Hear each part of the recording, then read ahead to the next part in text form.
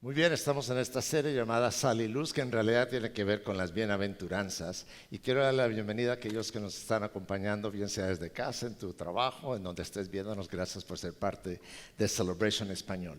Y hoy es el cuarto domingo de esta serie de 10 domingos. Y hoy estamos hablando de la tercera, es la tercera, ¿verdad? Bienaventuranza, la cuarta. Ah, es la tercera, ok. Es la tercera. Por eso mi confusión, que se encuentra en el capítulo 5 de Mateo. El cuarto mensaje, pero porque el primer mensaje se trató de ¿qué? Buenísimo, les dio un impacto tremendo, sal y luz. Y esta es la tercera bienaventuranza. Antes de leer la lectura, ustedes recibieron hoy, ya nos lo había dicho Hani en los anuncios, que vamos a tener este servicio especial de testimonio de bautismos. Ustedes recibieron tal vez un par de estas tarjetas, y estas son tarjetas, sí, para que tú realmente te acuerdes, las marques, pero especialmente para que tú invites ese día a familiares, me acordé de algo, invites a familiares, amigos, a vecinos y demás.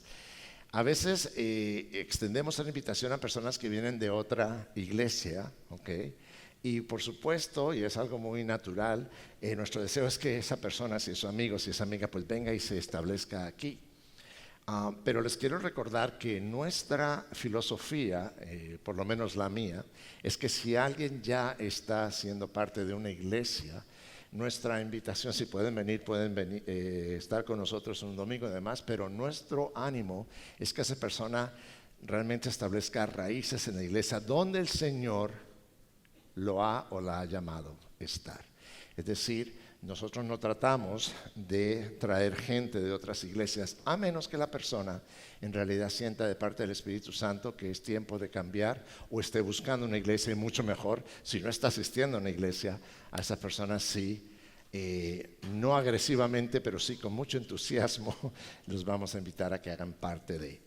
Y esta es una manera de que tú puedas invitar a esas personas a venir ese domingo 21 de septiembre a las 10 de la mañana, ¿ok? Entonces, toma en cuenta eso, el Espíritu Santo. Ok, Mateo 5, versículos 1 y 2 y el versículo 5, saltamos ahí, está en pantalla, lo estamos leyendo de Reina Valera contemporánea, que dice: cuando Jesús vio a la multitud, subió al monte y se sentó. Entonces sus discípulos se le acercaron y él comenzó a enseñarles diciendo, y de ahí saltamos a la bienaventuranza de hoy, versículo 5, que lee: bienaventurados los mansos, porque ellos heredarán la tierra. Bienaventurados los mansos, porque ellos heredarán la tierra. La Real Academia, tiene algo de Reyes ahí, Real Academia de la Lengua Española define la palabra manso o mansedumbre como alguien de conducción benigna, afable y suave. Y vamos a pensar, ¿conoces tú a alguien que sea afable? Y la verdad, afable no es una palabra que yo personalmente utilizo mucho. ¿Saben qué es afable? Hay que buscarlo. Y afable dice que es agradable. Imagínate una persona agradable, dulce, suave en la conversación y el trato. Y yo creo que eso nos define a todos nosotros, ¿verdad?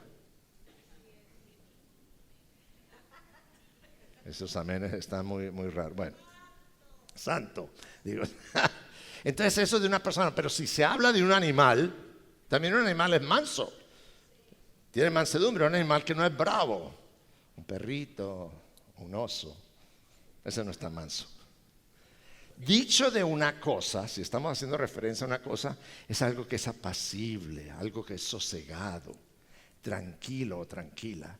Cuando tú vas y estás al lado de un río y las aguas del río corren mansamente, qué hermoso es ese sentir, ¿verdad?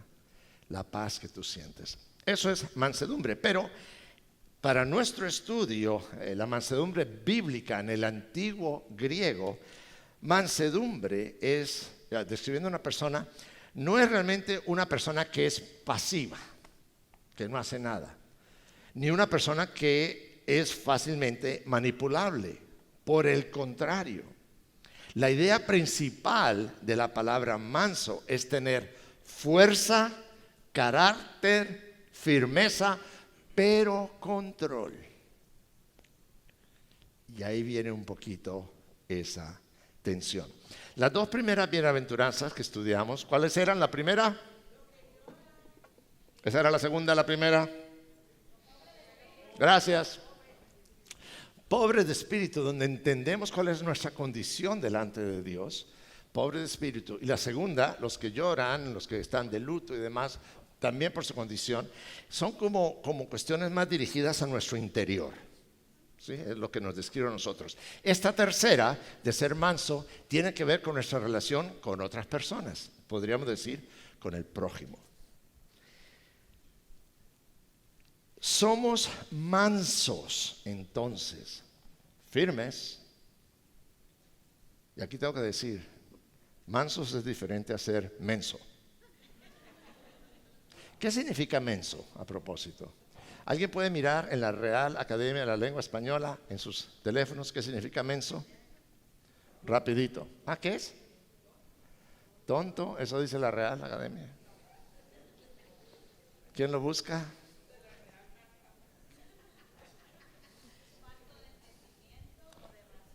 Oh, wow, no es tonto, es falto de entendimiento, falto de razón. ¿Ok? De eso no estamos hablando, porque nosotros debemos ser mansos teniendo entendimiento y utilizando la razón, por supuesto. Entonces somos mansos delante de Dios en que nos sometemos, tú y yo, nos sometemos a la voluntad de Dios de acuerdo con la palabra de Dios. Nos sometemos a Él. Y somos mansos ante los demás, ante los hombres, porque somos fuertes, firmes de carácter y sin embargo humildes, gentiles y pacientes. ¿Quién aquí considera que no tiene un carácter muy firme, muy fuerte? Que es como, ¿alguien? Ok, veo manos, ok. Ok, y tenemos que tener mucho cuidado, porque decir tengo un carácter, a veces decimos carácter débil, ¿verdad? O carácter demasiado suave. Eso no significa que tú no seas una persona fuerte o firme, sencillamente que tu carácter es un poco más pasivo, más dócil, más suave, ¿verdad? Así como hay personas que tienen carácter fuerte, de pronto un poco más explosivo, más firme, más expresivo, ¿verdad? Pero ninguno de los dos en realidad es una característica o una muestra de alguien quien es manso. Es decir, la persona que nunca dice nada ni habla nada no es más mansa que una persona que habla mucho. Todo tiene que ver con la actitud nuestra de quiénes somos y de nuestro sometimiento a Dios y frente a los demás. Así que ser manso significa demostrar una disposición a someterse a trabajar bajo la debida autoridad. Oye, y no solamente, primero tenemos que ser mansos, someternos ante Dios, ¿verdad? Pero también tenemos que someternos ante los demás. ¿Ante quién? Ante los líderes, ante tu jefe, la persona, tu supervisor. Oye, no vas a llegar con actitud de rebeldía todo el tiempo. Vas a tener que someterte a la dirección de tu líder, ¿verdad? De tu jefe y demás. O sea que hay autoridad de Dios, incuestionable, y hay autoridad humana. A lo mejor también se lo podemos cuestionar un poquito, pero tenemos frente a ello una actitud de sometimiento. Implica estar dispuesto a pasar por un lado, aunque nos cueste, pero pasar por un lado los derechos propios o los privilegios propios cuando sea necesario, cuando estamos buscando de pronto una atmósfera de paz. Por supuesto, muchos podemos definir mansedumbre. Voy a leerle una definición de algunos teólogos, un resumen pequeñito de algunos teólogos, de aquellos que han estudiado la palabra y cómo han interpretado esta escritura. Y dice así: los mansos son quienes se someten silenciosamente a Dios y a su palabra y a su vara. No solamente a las bendiciones de Dios, también a la disciplina y la corrección de Dios. Quienes siguen sus instrucciones y atienden a sus designios. De hecho, Tito 3:2 dice que personas son amables, que muestran toda mansedumbre para con todos los hombres. Personas mansas son personas que pueden soportar la provocación sin enfurecerse. Aquí ya como que me está tocando una. Si te provocan, ¿tú qué haces? Pero ¿qué tipo de reacción, no? Quienes pueden soportar la provocación sin enfurecerse, guardan silencio o responden con suavidad. Aquí estamos los suaves o los respondones. Los suaves dicen por allá. Qué bien, amén. Y quienes pueden mostrar su desagrado cuando haya ocasión para ello. No significa que coma callado.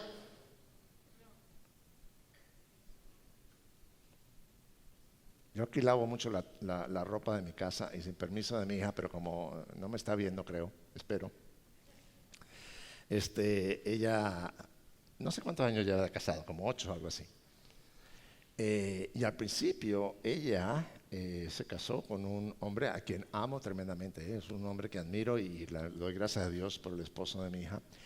Pero un poquito como que duro, fuerte, mandón.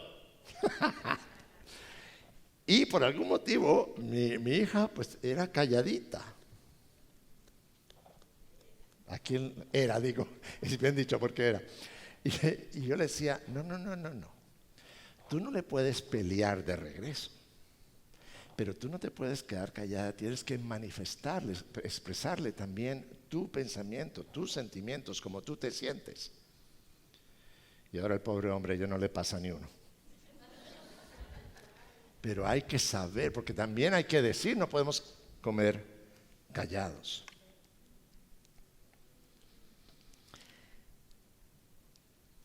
Quienes pueden mantener la calma cuando otros están acalorados. ¿Hay alguno así aquí?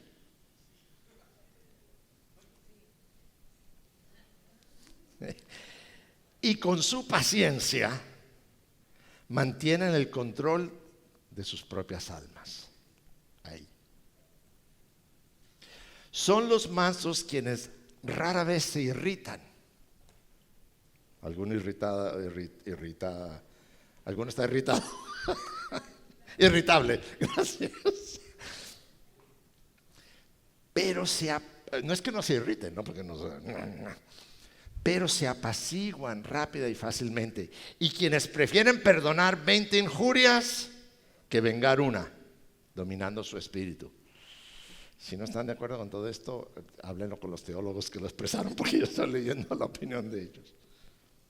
Pero veamos en realidad cuál es la visión, la manera, la perspectiva, tanto del mundo frente a cómo debemos ser nosotros mansos o expresar la mansedumbre, y qué es lo que nos dice Dios. ¿Les parece? Y eso está precisamente en sus notas. Vamos a ver primero la visión del mundo. ¿Qué es lo que el mundo nos dice que nosotros debemos expresar? Por lo cual debemos ser humildes, para lo cual debemos quedarnos un poquito calladitos. Entonces, veamos la visión del mundo primero hacia Dios. Del mundo hacia Dios. Y el mundo nos dice que respecto a Dios hay muchos caminos. Hay muchos caminos que nos llevan al cielo. Y eso lo hemos escuchado, ¿verdad? ¿Ustedes lo han escuchado? Muchos caminos nos llevan al cielo. Y el mundo dice, tenemos que callar, aceptar, incluso apoyar que existen otras alternativas diferentes a Jesús para llegar al cielo. Que si no está en la Biblia no, pero entonces ¿qué hacemos con esto? Vamos a ver, por supuesto, cristiandad, una de las principales religiones del mundo, en números. Veamos las otras 4 que también tienen grande representación. El Islam, por ejemplo, los musulmanes, el Islam. El cielo se conoce como el Haná, así se llama el cielo para ellos, que se traduce como el paraíso. Ellos desean llegar al paraíso, así como nosotros queremos ir al cielo, ¿verdad? Un lugar de recompensa. Su fe, la fe de un musulmán en Alá y en el profeta Mahoma, así como la práctica de los 5 pilares del Islam, son esenciales para alcanzar el paraíso. ¿Cuáles son esos 5 pilares? Uno de ellos es orar, y por ello ellos oran. ¿Cuántas veces al día? 5, 6, 7, 8, no, 5. Ellos oran al día, ellos tienen tiempos de ayuno, en fin. Ellos tienen unos pilares y la oración es uno de ellos. Y lo toman en serio. ¿Okay? ¿Por qué? Porque eso puede llegar a determinar que Dios decida que ellos van al paraíso. El judaísmo, el cielo se llama Gan Eden, que es el jardín del Edén, o el mundo venidero. En algunas escuelas de judaísmo, el cielo es la recompensa por una vida llena de buenas acciones y obediencia a la ley divina, es decir, obediencia a las escrituras. Y ustedes saben que la escritura de ellos principalmente es el Torá, primeros 5 libros de la Biblia. El budismo, ¿cuánta gente? Imagínate en estos países, China y demás, el budismo. Me refiero a cuánta gente no profesa esto. En referencia al cielo, se habla de múltiples, dice, locas. Locas es una palabra que no significa loca de la mente, sino locas, que son diferentes planos de existencia o estados de la conciencia, que para el budismo la máxima expresión es nirvana, llegar al nirvana. O para el hinduismo, que veremos ahora, es la unión con el Brahman, que es la máxima realidad. Entonces, ¿qué enseña el budismo? Que para alcanzar ese lugar máximo, el nirvana, el cielo para ellos, hay que liberar a las almas de la reencarnación y poder entrar a un estado de paz espiritual. Y para el hinduismo, concluir esto, el concepto de moksha, que es la liberación del ciclo de reencarnación y sufrimiento, es el objetivo final que se alcanza a través de prácticas como la meditación y el yoga. Y en estas 4 religiones no aparece la palabra Jesús. Entonces, ¿quién está en lo cierto? ¿Será que en realidad tenemos que nosotros aceptar como creencia nuestra que estas religiones también son camino al cielo? Bueno, si somos cristianos es porque somos discípulos de Cristo. A propósito, ¿hay alguien aquí que no sea discípulo de Cristo? Todos son discípulos de Cristo, ¿verdad? ¿Todos? ¿No hay alguno que diga no estoy seguro? Entonces todos ya se bautizaron en agua, ¿verdad? Toditos, todos. Porque un discípulo de Cristo obedece y hace lo que Cristo manda. Ok. Para nosotros los cristianos que creemos que la palabra de Dios es la verdad, no podemos asumir que hay muchos caminos al cielo, no podemos creer, no podemos aceptar eso. No significa ir a pelear contra los que no creen, significa que en nuestra fe no hay cabida para ello. Juan 14:6, 3 lecturas muy rápidas. Juan 14:6, Jesús les dijo, yo soy ¿qué? El camino, la verdad y la vida. Y nadie, ningún otro viene al Padre sino por mí. Juan 3:36, el que cree en el Hijo, ¿quién es el Hijo? Jesús, Cristo, tiene vida eterna. Pero el que se niega a creer en Jesús o en el Hijo, no verá la vida, sino que la ira de Dios recae sobre él. Uno más, primera de Juan 5, versículos 11 y 12. Y este es el testimonio que Dios nos ha dado, vida eterna, y esta es la vida que está en su Hijo, en Jesús. El que tiene al Hijo, tenemos al Hijo, tenemos a Jesús, tiene vida eterna. Y el que no tiene al Hijo, no están aquí, no tiene la vida. Entonces, el mundo nos dirá lo que quiera. Pero tú y yo, si clamamos tener la verdad, la palabra de Dios, sabemos que solamente hay un camino al cielo, un camino al Padre, un camino a Dios de restauración, reconciliación, de intimidad, y es a través de Jesús. Y de ahí la gran necesidad de ser obedientes a lo que el Señor nos dice. ¿Por qué? Porque si nosotros no aceptamos eso que nos dice, somos intolerables, somos personas que discriminamos, somos de mente cerrada, somos personas que en realidad no sabemos amar. ¿Se nos ha acusado eso, sí o no? Por no aceptar eso como verdad. El problema es que Jesús nos ordenó algo muy específico, que es que en Marcos 16:15, Él dijo, vayan por todo el mundo y prediquen ¿qué? El Evangelio. ¿Y el Evangelio es Evangelio sin Cristo, sin Jesús? No, el Evangelio es Jesús a toda criatura. El que crea y sea bautizado se salvará. No porque el bautismo sea para salvación, pero es una demostración. Pero el que no crea será condenado. Esto no lo estableció Vicente Pérez, ni tú, ni nadie. Esto lo estableció Dios mismo. Entonces, el mundo nos dirá lo que quieran, pero tú y yo tenemos que aferrarnos y entender la verdad. ¿Estamos de acuerdo? Pero también el mundo nos dice que tenemos que tener una actitud hacia otros, el segundo punto, actitud hacia otros. Y esto es como expresar un amor, pero sin consecuencias. Nuestra actitud hacia otros, de acuerdo al mundo, es expresar un amor, pero sin consecuencias. ¿A qué me refiero?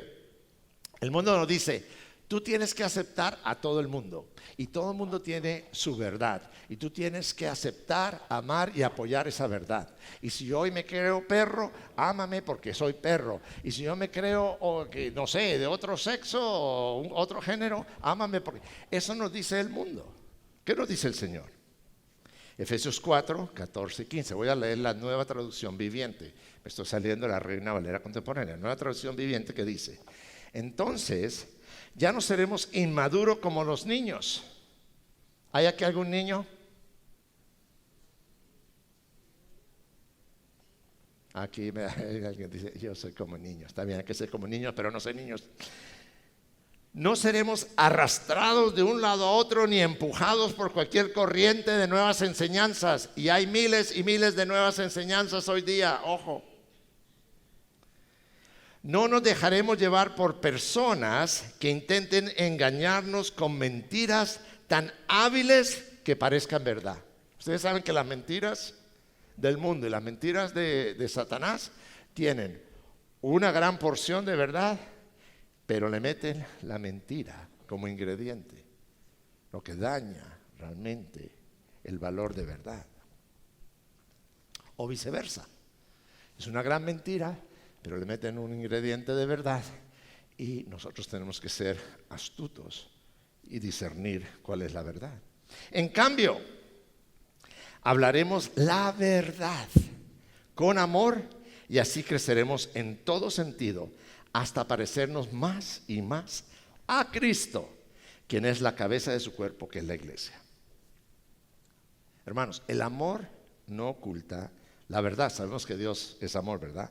Y Jesús enseñó en Mateo 22 que los mandamientos más importantes eran dos. El primero, amar a Dios. El segundo, amar a los demás. Ok. Sin embargo, el amor verdadero no ignora la verdad. De hecho, la revela, la dice. A pesar de que duela. A veces, si alguien que te ama te dice no, últimamente me han dicho mucho no a mi comida favorita, que tiene diferentes ramas, porque tiene que ver con comida dulce. No es que sea un solo. Y aunque me duela y me retuerza, sé que es por amor. Que Dios los perdone. No por falta de afecto, sino porque el amor va más allá. Ve más allá, de lo que puede suceder. Y a todos nos ha pasado, cuando tú le has pedido de pronto a Dios por algo, Señor, y no hay respuesta, y tú dices, wow, pero después te das cuenta que de pronto era el Señor salvándote, cuidándote de algo. ¿Por qué? Porque el amor ve más allá. Ahora, el amor a veces compite con el temor. Y vamos a ser honestos acá. Cuando tenemos temor de ser rechazados, temor de herir, inclusive una buena intención, temor de herir a una persona, o sencillamente tenemos temor por inseguridad. ¿Hay alguien aquí que tenga temor de decir la verdad? ¿Nadie tiene temor de decir la verdad? Yo sí lo confieso, yo a veces sí. Yo a veces sí, porque digo, ¿cómo le voy a decir esto? Le va a doler. Pero en realidad eso no es amor. ¿Cómo voy a expresarme de esta manera? ¿Y qué tal que entonces le caiga mal a la persona? La timidez y el temor no es amor. Y tenemos que afirmarnos en eso. Juan 4:18. En el amor, creo que esto no está en la pantalla, creo que esto no la envié, disculpen allí, pero Juan 4:18. En el amor no hay temor, sino que el perfecto amor echa fuera el temor, porque el temor lleva en sí castigo. Muy bien, y el mundo, el tercer punto, también nos habla de cuál es la posición de humildad frente a nosotros mismos. ¿Ok? Frente a sí mismo. El punto 3, hacia sí mismo. ¿Qué buscamos con ello? La aceptación del hombre. La aceptación del hombre. El mundo nos dice, tienes que encajar, tienes que ser parte de. Y eso es como una herencia temporal de aquí. Recuerden que la bienaventuranza nos habla de que heredaremos la tierra. Pero hay una herencia temporal que es que la aprobación del ser humano, que yo pueda ser aceptado. Mira lo que pasó en el tiempo de Jesús. Juan 12:37, luego saltamos del 42 al 43, está en pantalla. Y a pesar de que había hecho tantas señales ante ellos, Jesús, no creían en él, muchos no creían en él. Sin embargo, 42, con todo esto, muchos sí creyeron en él, incluso algunos de los gobernantes. Pero mira, por causa de los fariseos no lo confesaban, no decían nada, porque tenían miedo para no ser expulsados de la sinagoga. Y es que, y tenemos que tener cuidado con esto, porque todos tenemos el potencial de caer en esto. Y es que amaban más la gloria de los hombres, la aceptación del hombre, el que sí puede ser parte del grupito, si te aceptamos y te queremos, que la gloria de Dios.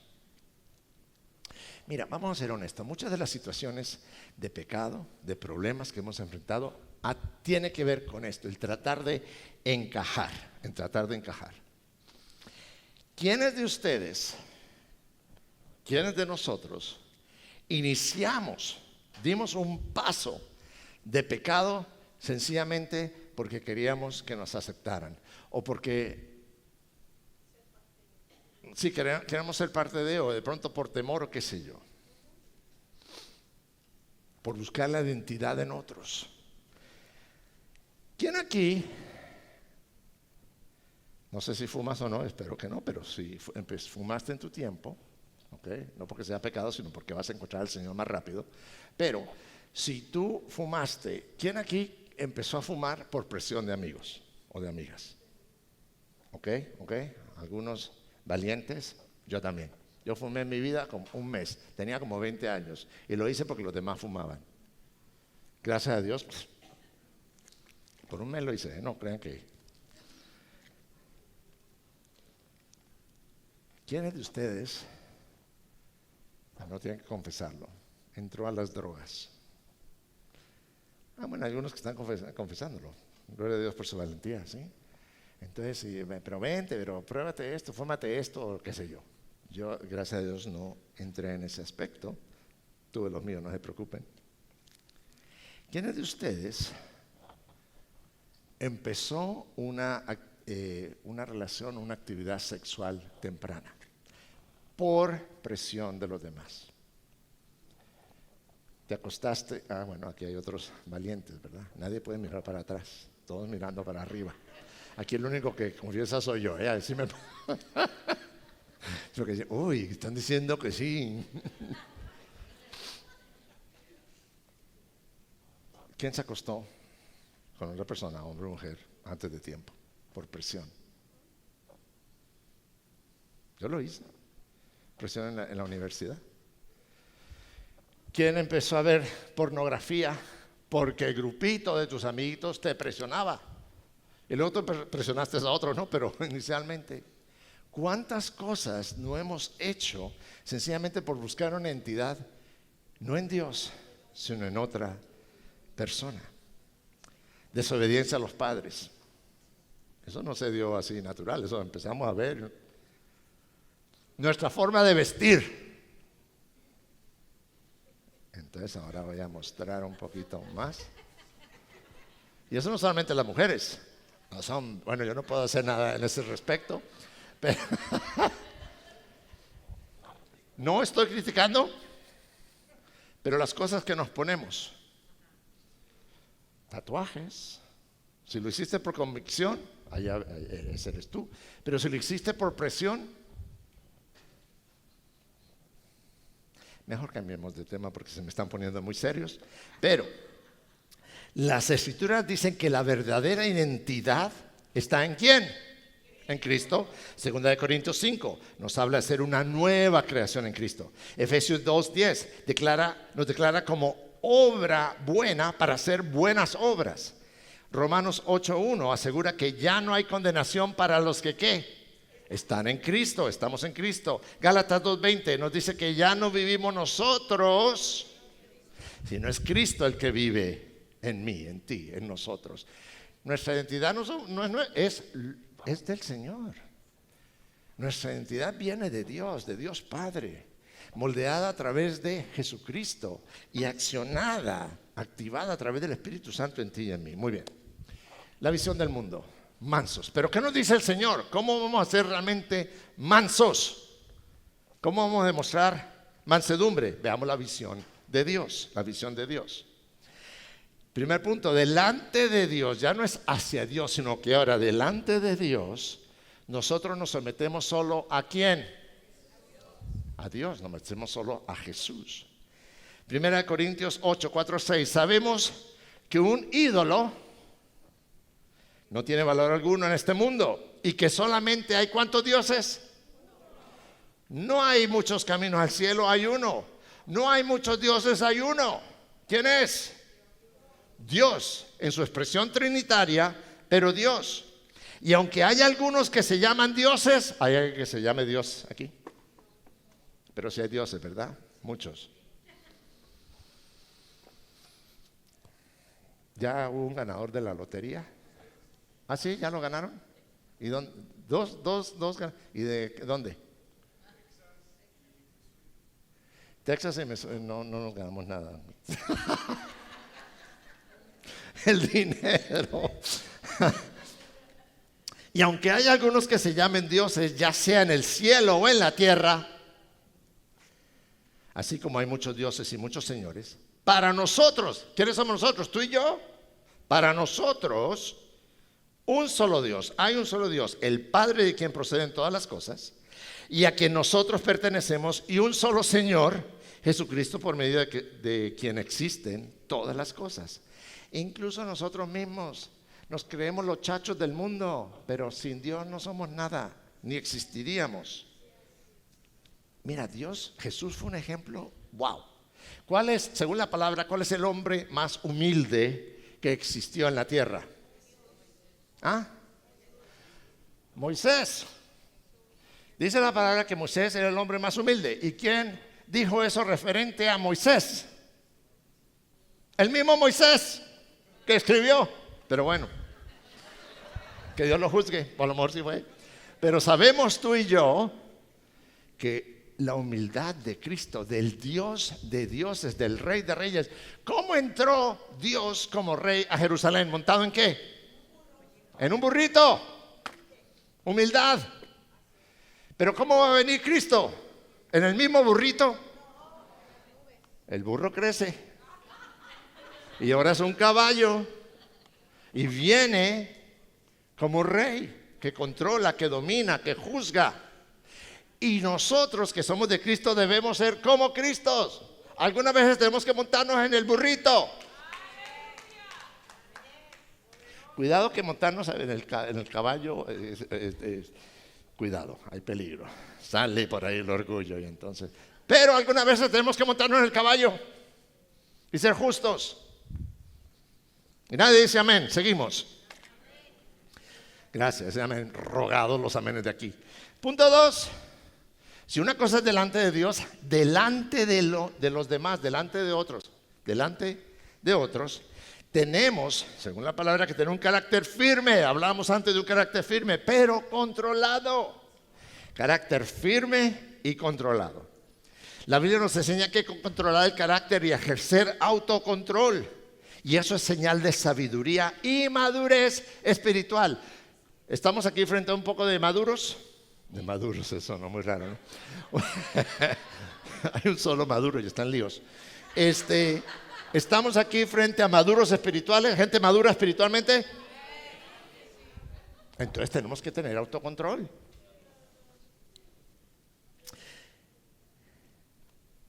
Esta disciplina de autocontrol no solamente un esfuerzo humano, sí se requiere esfuerzo humano, voluntad humana, pero solos no podemos. Se requiere que el Señor, por medio de su gracia, nos ayude.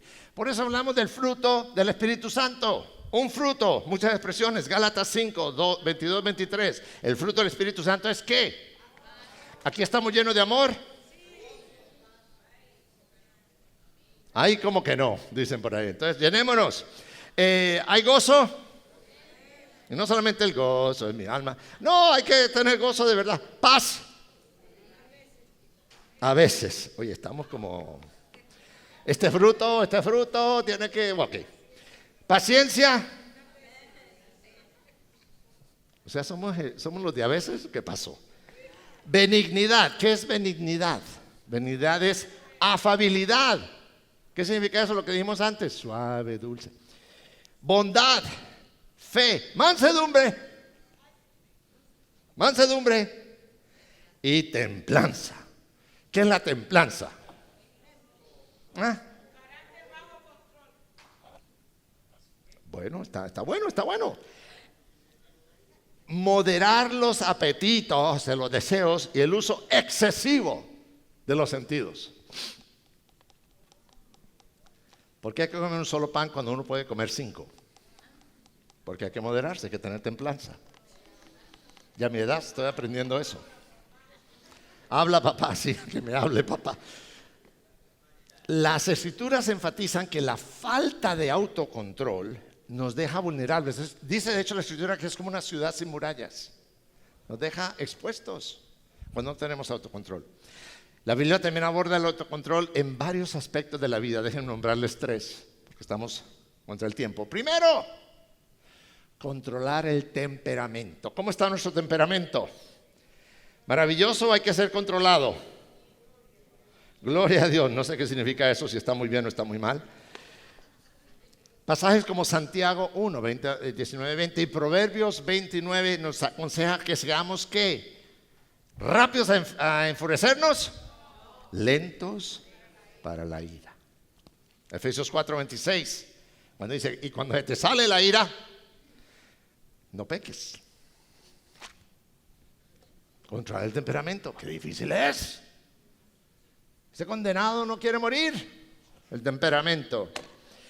Segundo, ay, Padre, Hijo y Espíritu Santo, ayúdanos. Controlar la lengua. Porque yo escucho muchos ay, ay, ay, amén, y ay, sí, pero aquí calladitos. Estos son los mansos. Y aquí los no tanto, pero bueno. Controlar la lengua.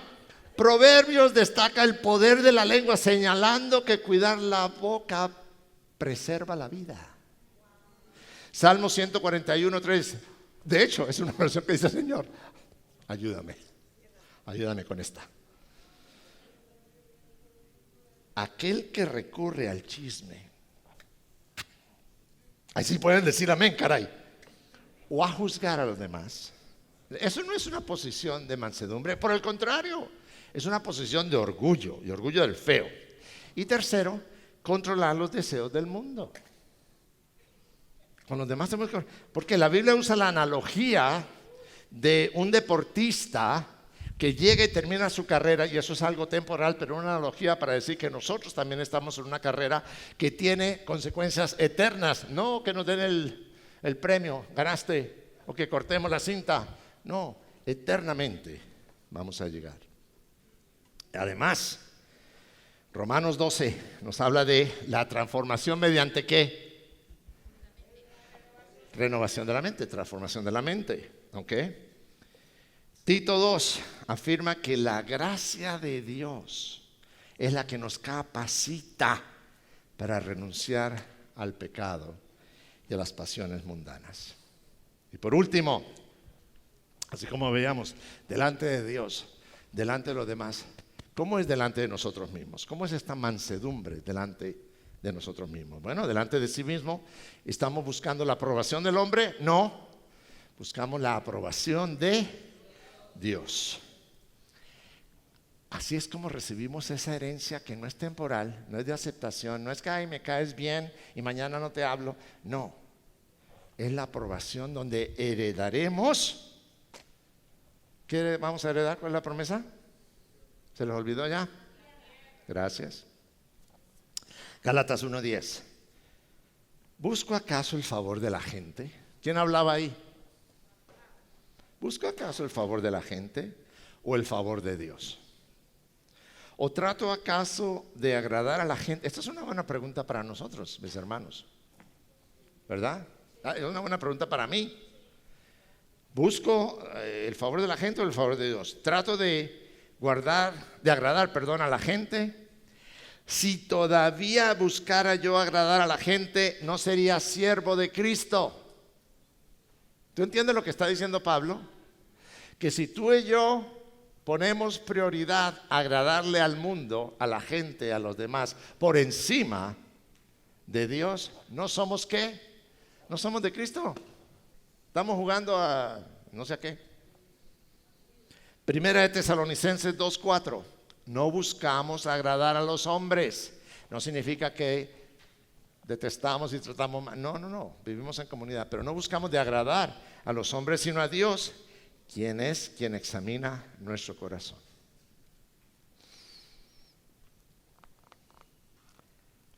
La promesa es que tú y yo podemos ser alegres, gozosos, bienaventurados, bendecidos, si nuestro carácter es un carácter manso. Repito, no que te lleven las hojas como el viento lleva las hojas. Firmes en nuestra convicción, en nuestra fe, en lo que creemos, en lo que somos, pero con capacidad de someternos al Señor. Heredaremos la tierra. Significa que nadie que es manso en este mundo va a pasar desapercibido. Esta tierra no es la tierra que Dios creó, mis hermanos. Esta tierra ha sido dañada por la rebelión contra Dios, pero Dios la va a restaurar y la restaurará a su propósito, al propósito divino original. Las guerras cesarán, los hombres vivirán unos con otros en rectitud, la verdadera justicia será obvia, habrá paz, real paz. El reino de Dios vendrá a la tierra. ¿Y quiénes la heredarán? Tú y yo. Siempre decimos, muchas veces hemos dicho, de hecho yo también lo he dicho, que Dios creó la tierra para su propia gloria, y es verdad, para su propio placer, y es verdad, pero no lo hizo porque necesitaba. Él la va a dar a sus hijos, a ti y a mí, para que reinemos, gobernemos con Cristo como nuestro Rey. Jesús de hecho dijo, Mateo 25:34, el Rey dirá, Fíjate ese día que estemos delante del Rey. El Rey dirá a los de su derecha, a ti y a mí, si hemos puesto nuestra fe en Cristo, vengan. Imagínate tú escuchar de la boca de Jesús a tu vida, vengan, benditos de mi Padre, y hereden el reino preparado para ustedes. ¿Desde cuándo? Desde la fundación del mundo. ¿Hay alguien aquí que sea bendecido? Tú y yo somos benditos. Y en estas bienaventuranzas el Señor nos está demostrando, nos está hablando, nos está haciendo un llamado para que nuestro carácter, nuestra personalidad, que nosotros somos, realmente refleje el carácter de Él. Porque en últimas, tú y yo vamos a vivir en unidad con Cristo por toda la eternidad. Y aquí es donde nos preparamos. Permítanme, voy a orar por ustedes, pero los animo a que tú hagas un autorreflejo. Ninguna de las cosas que vimos acá, hay personas, no creo yo, definitivamente yo no, que realmente represente todo lo que Dios quiere. Somos una obra en proceso, estamos en un proceso de santificación. Y hay cosas que tenemos que acelerar, mejorar, cambiar, someter. Señor, pero tú eres bueno. Tú eres un buen Padre. Jesús, tú eres el mejor ejemplo. Espíritu Santo, tú estás aquí para cubrirnos de la gracia y la misericordia de Dios, que es poder para transformación. Yo te pido, Señor, que tú, ahora que ves este cuerpo, este grupo de personas, tus hijos, tus hijas, tu iglesia, tu amada, la novia de Cristo, que tú no dejes que estas palabras sencillamente queden en el vacío, en el aire, sino que sean sembradas en nuestro corazón. Señor, queremos ser como eres tú, Jesús, porque queremos agradarte, porque te amamos, a lo mejor con un amor roto, no sé, pero queremos amarte, Señor. Y queremos amarte porque tú primero nos amaste a nosotros. Así que ofrecemos una vez más nuestras vidas, Señor. Nuestras vidas con dificultad, nuestras vidas quebrantadas, pero con un deseo y una fe de que tú eres el que restaura todo. Restaura a mis hermanos y a mis hermanas, restáurame a mí.